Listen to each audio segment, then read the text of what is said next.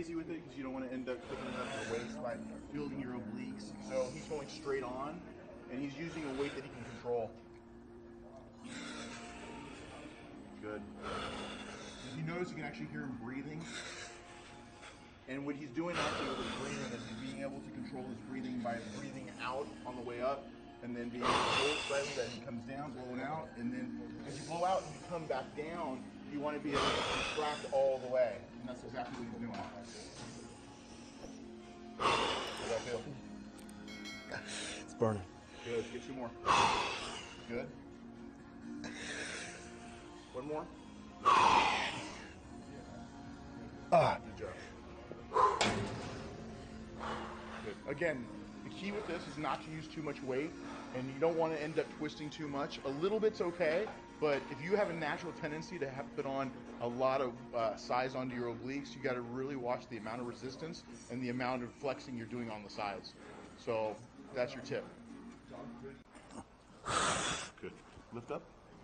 You know, lift up high. There we go. So on these leg lifts, there's several different variations. What we're doing today is we're doing the ones where we're going to really, and then we're going to go down nice and slow, and you notice the longer you keep it up off the platform, the harder it is on your abs. So it just creates more tension because the natural weight of your legs is going to create resistance for those abs, and you're going to really fire at that point. That's where you're going to get real sore abs and feel like you're actually doing something instead of just going through repetition.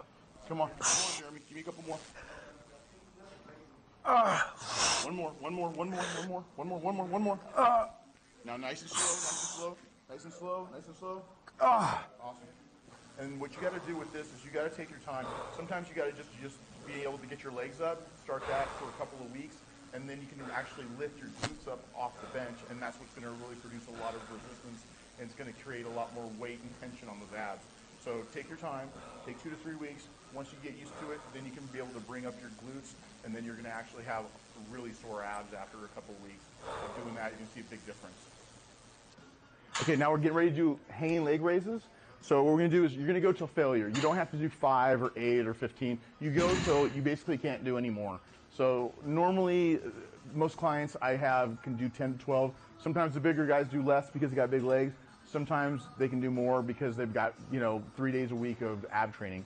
So we're going to go ahead and do them with Jeremy. We're going to focus on really just a proper form.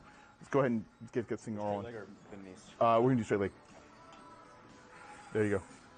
So the key here is making sure that you don't have too much momentum. Good. And I'm putting my hand on his lower back right here, so that way you can minimize any swing, like that. But he's doing such a good job, I don't even have to do that. Good. Good. Squeeze all the way up. All the way up, all the way up, all the way up. Good. Let's go. Good. And you want to roll your hips up, Jeremy. There you go. Slow, slow, slow. Come down, come down. One more. Good. And then down. Good. Now, when you get really good at this, you can keep your legs super straight. You can do variations with your knees bent, go up. I like to tend to have my clients keep their toes pointed because what it does is it helps create more tension. So you can do a lot of different things, but what you do want to make sure is that you're not swinging.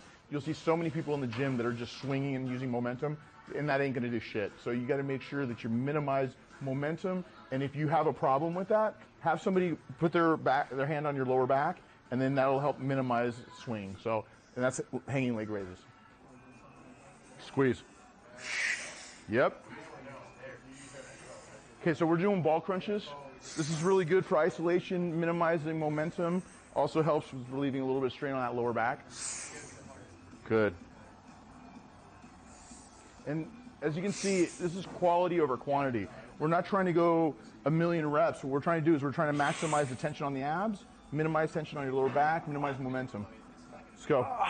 So, and Jeremy's done less than a dozen and he's already feeling it. So, let's go. Squeeze, squeeze, squeeze, squeeze, squeeze. Good. Give me 3 more. Come on. 1. 2. One more. And we're done. Yeah.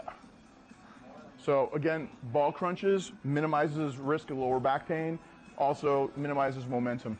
So go ahead and give us a try in your gym. Every gym has these ab balls now. And abs with Jeremy, again, check out those quick tips that we put together for you. Try not to go too much with resistance if you have a natural tendency to put on a lot of thickness on your obliques. We minimize that with making sure to use body weight most of the time. And when you are using weight, make sure you're not doing anything stupid.